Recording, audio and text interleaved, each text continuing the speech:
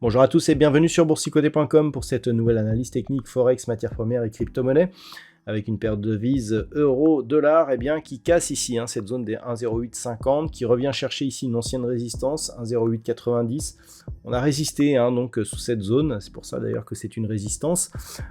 Globalement, d'un point de vue court terme, on a tout de même une belle attaque ici sur la bolle supérieure, donc on considérera que tant que l'on est ici au-dessus de cette moyenne mobile 20 exponentielle, c'est le flux haussier, donc la dynamique court terme, qui est donc la tendance la plus, la plus probable. Au niveau des volumes, par contre, on manque de volume supérieur à la moyenne pour valider justement la poursuite de ce mouvement, et notamment sur les accélérations. On le voit sur la séance d'hier, on a des volumes pourtant inférieurs à la moyenne, alors que l'on a une cassure ici de résistance. Normalement, ces cassures sont détectées par beaucoup d'investisseurs et sont accompagnées de volumes. Là, ce n'est pas le cas. Donc attention, on a quand même des signaux d'une possible fausse sortie de cette période de devise euro-dollar. Il ne faudrait pas que on se retourne. Alors, si on se retournait, on rentrerait dans un biais neutre, tant que l'on serait ici grossièrement entre 1,0890 et ici 1,0630. Ce n'est qu'au-delà de ces niveaux que l'on pourrait commencer à avoir un peu plus de directionnalité sur cette tendance. Sur la paire de devises livre sterling contre dollar américain, nous sommes là aussi sur un signal de cassure un peu plus fort, puisque là on casse ici ce point significatif. On revient là aussi sur le dernier contact, justement sur cette résistance oblique avant, le dernier point bas significatif. Donc on est là aussi sur un niveau qui est très proche des points hauts qui avaient été atteints ici lors de ces séances du 9 et du 10 avril. Donc globalement, le signal pour l'instant est un signal de neutralisation puisqu'il a tout de même sorti ici de cette dynamique baissière. Et donc ce sera le cas tant que l'on évoluera grossièrement entre 1.2710 et cette zone de point bas ici proche des 1.2350. Mais il faut observer un petit peu ce qui se passe pour voir si les cours continuent à monter en direction de la zone des 1.2750 sur cette paire de devises livre sterling contre dollar américain. Sur l'or, on revient sur des niveaux proches de la résistance qui ouvrirait la porte à de nouveaux plus hauts historiques sur le métal jaune.